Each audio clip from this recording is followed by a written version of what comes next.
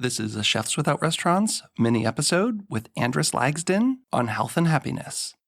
I feel like we have it backwards, and I'm still trying to unlearn everything, because really all that matters is my health and my happiness. That's so ingrained in me now that that's so important that comes first. Because how can I be a good marketer if I'm not happy with myself? Or how can I be a good father if I'm hungover in the mornings or on weekends? Like, it's just not, that math doesn't work. So I'm really putting a lot of emphasis on myself, my mind, my body, because I become a better entrepreneur if I'm doing these things. And so I'm unlearning all those things that I learned about life, not about happiness, about life. And it's backwards. This is the Chefs Without Restaurants podcast with your host, Chris Spear. Each week, I'll be speaking with food entrepreneurs and people in the culinary industry. If you're interested in learning more about our organization dedicated to helping people build and grow their food businesses, look us up on the web at chefswithoutrestaurants.com and .org, and on Facebook, Instagram, and Twitter at Chefs Without Restaurants. Now, enjoy the show.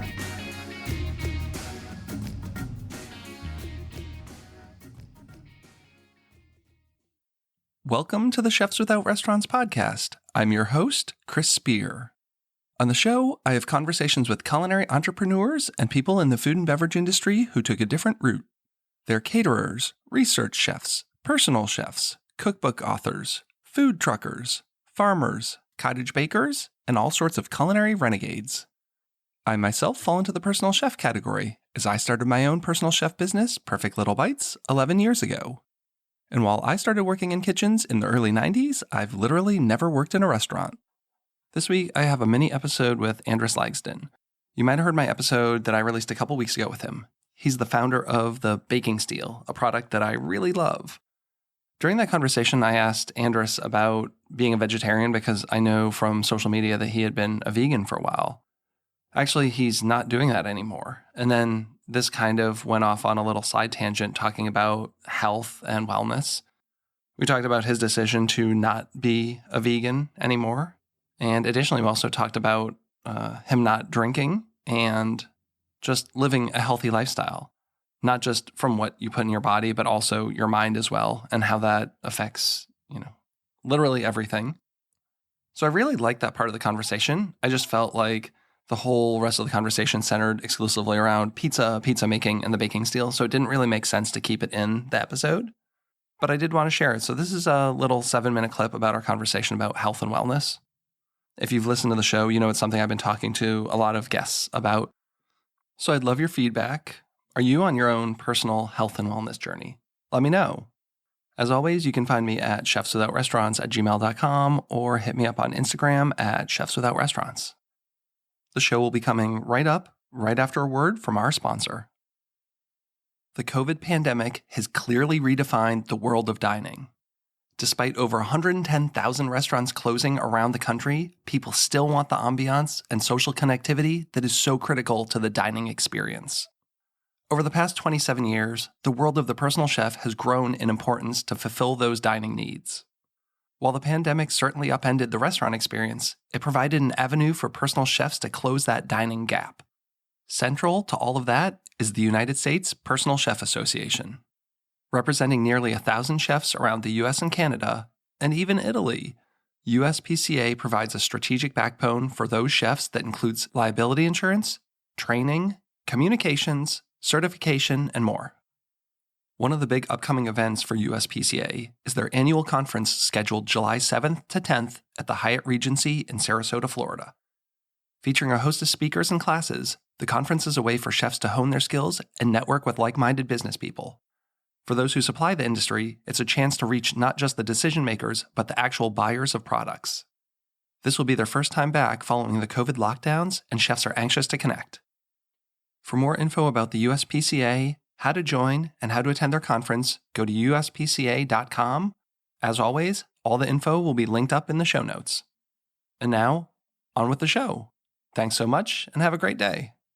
Well, kind of shifting over from the steel and pizza to more personal and personal development stuff, have you gone vegan? I know you did vegetarian. Are you full vegan at this point? It's a great question. No, well, I was, and I'm back to eating meat. Oh, wow. I didn't know that. A little bit. Okay. Yeah, it's pretty recent because of personal development. It's funny. I've got 2 kids, 1 teenager, 2 boys. They eat a ton. The problem I had with me being a vegan in my household, because my kids look at me like I had 2 heads. That wasn't the problem. The problem is I'd be eating pasta almost daily, and I'm exaggerating a little bit. I was actually gaining weight, not feeling great while I was vegan, and I liked the fact that I was not eating meat for whatever reasons. It's personal, but it became very hard for me to become really healthy, I found, with a vegan diet in my current scenario. So I went back to eating meat, but maybe once or twice a week. But I do have eggs. I do have yogurt. And for me, it was about getting some more protein in my body. That I found it to be easier. The same. I never did vegan, but my wife and I were vegetarians for a while. And like, I would equate it to previously I would have like a turkey sandwich, which is, like lean roast turkey, whatever. And then when we stopped eating meat, I'd have like a grilled cheese sandwich, and it's like now you've substituted like lean turkey breast for just fatty cheese and things of that nature where, it's like, oh, I don't know that I'm necessarily healthier eating this way. So, we found a way to balance. Last night we did tacos at home and we did both tempeh and tofu for that. But tonight we're having meatloaf for dinner, and we're doing a turkey meatloaf. So just kind of figuring out where that works for us. That's pretty much what I'm finding now, because it's all the families out there. We know it's difficult trying to get everyone fed and happy and everything else. I don't want to be jamming. I love pasta. Don't get me wrong. I don't want to be jamming it down every single day. So the balance for me was a little bit of meat, 1 or 2 nights a week, with some eggs thrown in there too. Because I'm really trying to watch that. I mean, I'm getting older, trying to be healthy. I feel great. I sleep great.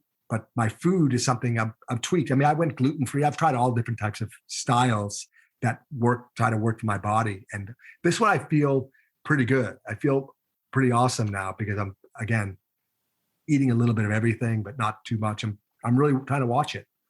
And I think taking time for yourself is huge. Like for me, I've had to slow down, like find that you're going to be more happy and successful if you take time for yourself. I think so many of us, this is a show first and foremost for entrepreneurs. And I think we tend to burn the candle at both ends, whether we're side hustling or we feel like we have to go from, before sunup to after sundown, just working on projects, answering emails, not taking time for ourselves. And between the stress and potentially drinking and then, food and weight and all that, it takes a toll. And I find it hard to be successful when I'm feeling that way. That's a really good point. I'm with you 100%. In fact, when I had the corporate life at my family business, and it was like, call it a 9 to 5. It was more than that, but a 9 to 5 job where you're going to the gym at lunchtime and squeezing in that workout. I feel like we have it backwards. And I'm still trying to unlearn everything, because really all that matters is my health and my happiness. That's so ingrained in me now that's so important that comes first. Because how can I be a good marketer if I'm not happy with myself? Or how can I be a good father if I'm hungover in the mornings or on weekends? Like, it's just not, that math doesn't work. So I'm really putting a lot of emphasis on myself, my mind, my body, because I become a better entrepreneur if I'm doing these things. And so I'm unlearning all those things that I learned about life, not about happiness, about life. And like, it's backwards, in my opinion. So now I'm trying to unlearn and do the things that make me better as a person, because guess what? My business now will thrive as a result of me thriving. That's what I hope anyone who's at a younger age listening to this picks up on, because I'm 45. It took me a long time to kind of figure these things out. And as I'm hopefully I have more life ahead of me than less. I want to live to 100 maybe or so, as long as it's healthy. But like thinking about how I want the back half of my life to be. And it's like, I need to be in good health. And that means a lot of things, both physically and mentally. And just kind of shifting. And kids change everything, like. Sure do. Not everyone has kids or understand that, but it's like, I want to be healthy for them. I just started doing karate with my son. Like, I've never in my life done martial arts ever. And they had a beginner's class, for 9 and up, and my son's 9. So I'm literally in a class with 8 other 9-year-olds, and I'm the only adult. And it's a little humbling, but I also feel like I could potentially be the best in the class too. So, Nothing It's wrong great. with that. No, I love it. It's everything. Just trying to, take care of yourself. It's a lot of work. There's so much to it. It's diet, it's exercise, it's writing things down and just really focusing on yourself. That really has to come first, in my humble opinion, because then everything else becomes easier. Now, as far as vegan cheese go, did you find that there was something that you really liked? Is there a vegan cheese that you thought was really good, or would you just prefer to forego any kind of cheese type thing on a pizza? Yeah, I tried a few. Personally, I would just forego it and just put some vegetables on there or tomato sauce or some olive oil. I find it has a funny taste, but there are a couple of good brands out there. Like a Nomu, I know what comes to mind is a very good vegan cheese. Gaia is okay. There's some, and you can sprinkle some of these on top, which I find there, and there's actually some good brands. Yeah, I think Miyoko's, I like a lot of their Miyoko's, stuff. They do like that's a good the cultured stuff. Like they have like a pub cheese and like a cream cheese. They're slices, I think. They have like a mozzarella slice. Now, it's not they the do same, have a slice. But no. Yeah, I like your style. I've seen a lot of these beautiful, like crispy pizzas with just sauteed greens, like wilted greens on there and some herbs and stuff. And I think that's that's my preference. It's just like fewer ingredients to me, the better. And it's still processed, the vegan stuff. And I know you can make some nut cheeses that are awesome.